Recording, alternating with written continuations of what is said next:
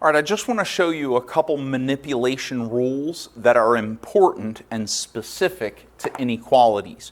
You will not, well, you can see one of these in equations, and it's relevant to equations, but it's mostly inequalities, okay?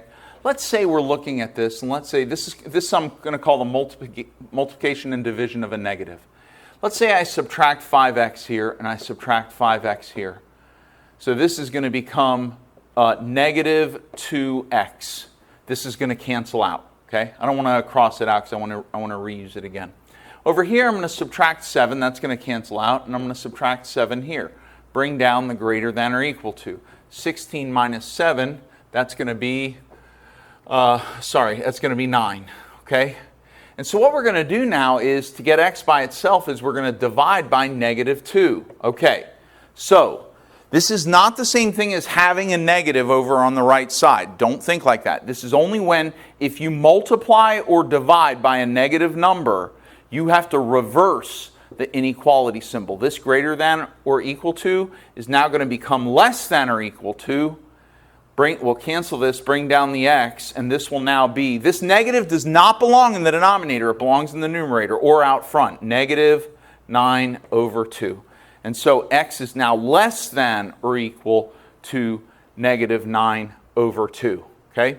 And so let's say that we had another situation where we had negative x over 5 is less than 3, okay? And I want to get rid of the negative and I want to get rid of this 5. So what I'm going to do is I'm going to multiply by negative 5 on both sides. Okay? I'm going to multiply by negative 5 on both sides. Well, the negative times the negative, that's a positive. And the 5 here means I'd get just the x. But because I multiplied by a negative, I have to reverse this sign. Now 3 times negative 5 is negative 15. And this is my answer. Now recall over here, we would write this as negative infinity up to negative 9 over 2 with a bracket.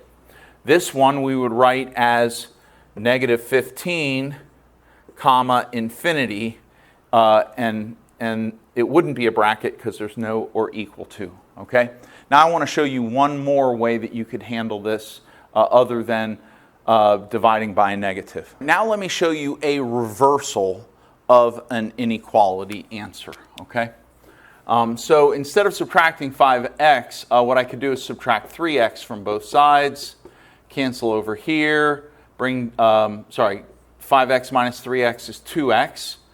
Then I'll subtract 16 here and subtract 16 here, bring down the inequality symbol.